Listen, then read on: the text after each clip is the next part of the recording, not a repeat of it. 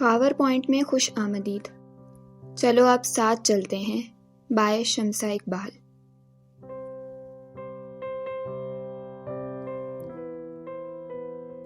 قسط نمبر 51.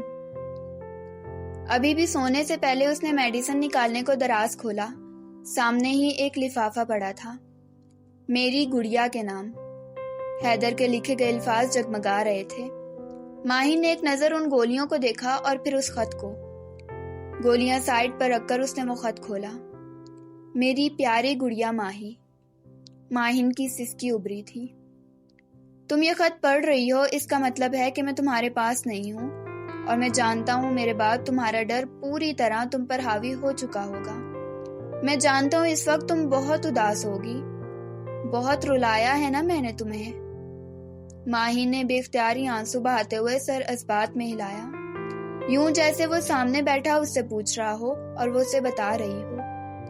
میں نے ہمیشہ تمہارے اس خوف کو دور کرنے کی کوشش کی ہے ماہی، اور مجھے بھی بہت دکھ ہوگا اگر میں تمہارے اس خوف کو کم کرنے کی بجائے بڑھانے کا سبب بنا تو. ماہی، یہ یونیفارم، یہ خاکی وردی، یہ خوف کی علامت نہیں ہے، یہ بہادری کا نشان ہے. اسے دیکھ کر تحفظ کا احساس ہوتا ہے ماہی، نہ کہ یہ کہ تم انسیکیور فیل کرو. پاپا چلے گئے کیونکہ اللہ نے ان کی زندگی اتنی ہی لکھی تھی. اس میں اس وردی کا کوئی ہاتھ نہیں ہے ماہی. وہ آرمی میں نہ بھی ہوتے تب بھی جب ان کی زندگی اتنی ہی لکھی جا چکی تھی تو انہوں نے چلے جانا تھا. مگر یہ اللہ کی طرف سے ان کے لیے ایک اعزاز ہے کہ اللہ نے انہیں شہادت کی موت دی، اور میں شہید ہو گیا تب بھی اس میں اس وردی کا کوئی ہاتھ نہیں ہوگا ماہی. ماہین کو لگا تھا ہمیشہ کی طرح وہ سامنے بیٹھا اسے سمجھا رہا ہے. اس لیے میں چاہتا ہوں تم اس وردی سے خوفزدہ ہونا چھوڑ دو. اپنے ڈر کو خود پر قابو مت پانے دو، بلکہ تم اس پر قابو پا لو.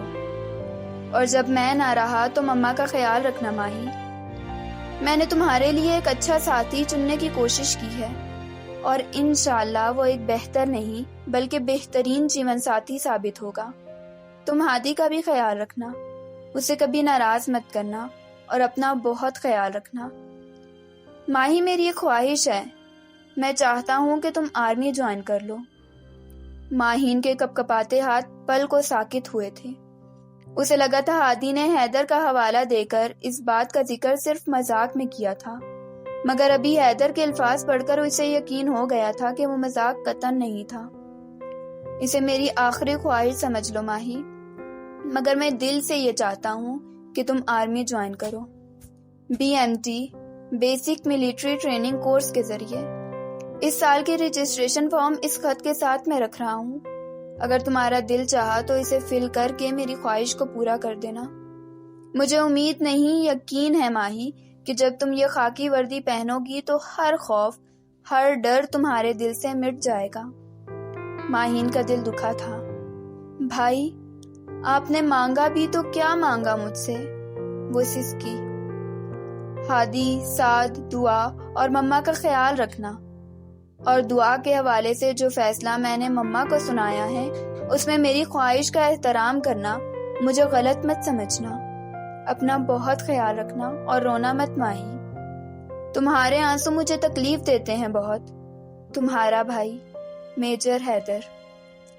ماہین نے خط بند کر کے کپکپاتے ہاتھوں سے اس لفافے سے وہ فارم نکالے، اور اس پر گارجین کے آگے حیدر کے سائن دیکھ کر وہ سسک اٹھی تھی.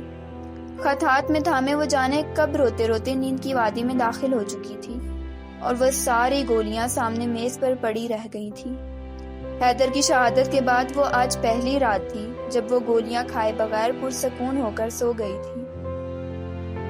حیدر کو ان کی زندگیوں سے رخصت ہوئے 1 سال سے زیادہ ہو چکا تھا. دعا سمیت تینوں گھروں کے تقریباً سبھی افراد حیدر کی آخری خواہش کے بارے میں جان چکے تھے، مگر سعد اور دعا کی خاموشی نے سب کو خاموش کرا رکھا تھا.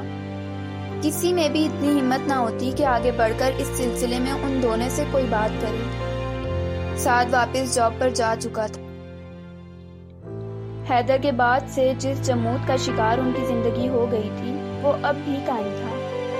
ہنسی مسکراہٹ ان کی زندگی سے گویا روٹ ہی چکے تھے.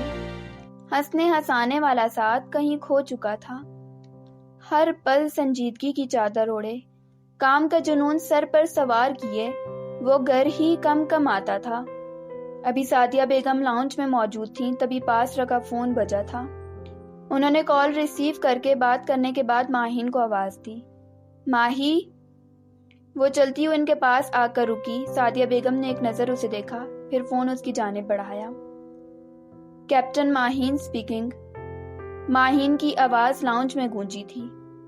سعدیہ بیگم اس کی جانب دیکھ رہی تھی۔ آرمی میڈیکل کورس کا نام کندھوں پر 3 ستاروں کے ساتھ سجائے ملٹری ساڑی میں ملبوس وہ اس وقت نظر لگ جانے کی حد تک پیاری لگ رہی تھی۔ بیٹے اور شوہر کو اس ملک پر قربان کرنے کے بعد اب بیٹی کو بھی آرمی کی خاکی وردی پہنا کر انہوں نے عزم و حوصلے کی ایک عظیم مثال پیش کی تھی۔ ماہی نے بات ختم کرنے کے بعد موبائل نیچے رکھا اور پھر مڑ کر سعدیہ بیگم کو دیکھا۔ کیا دیکھ رہی ہیں ماما؟ اس نے ملٹری کیپ اتار کر سائیڈ پر رکھتے ہوئے ان سے پوچھا۔ سوچ رہی ہوں کہ آج تمہارے پاپا اور حیدر اگر زندہ ہوتے تو تمہیں اس ملٹری یونیفارم میں دیکھ کر کتنا خوش ہوتے۔ وہ اس کی پیشانی چومتے ہوئے بولی تھی۔ اتنے ہی خوش ہوتے جتنی آپ خوش ہیں، اس نے ان کے کندھے پر سر ٹکاتے ہوئے کہا۔ مما، آپ نے دعا سے بات کی؟ اس نے اپنا روز پوچھا جانے والا سوال پھر سے دہرایا۔ مجھ میں ہمت نہیں ہوتی ماہی اس سے پوچھنے کی۔ اس نے خود کو کالج سے کمرے تک محدود کر لیا ہے۔ شادی سے متعلق کوئی بھی بات چھیڑو تو اسے چپ لگ جاتی ہے۔ میں اس سے کیسے بات کروں ماہی؟ وہ بے بسی سے کہہ رہی تھی۔ مما، یہ ہماری یا اس کی نہیں، یہ حیدر بھائی کی خواہش ہے، ماہین نے نظریں چراتے ہوئے کہا۔ ہاں، مگر اس نے بھی فیصلہ انہی دونوں پر چھوڑنے کا کہا تھا، ہم وہی کر رہے ہیں، سعدیہ بیگم نے نم لہجے میں کہا۔ میں ہادی سے کہتی ہوں وہ خود ان دونوں سے بات کریں اب، ماہی نے کچھ سوچتے ہوئے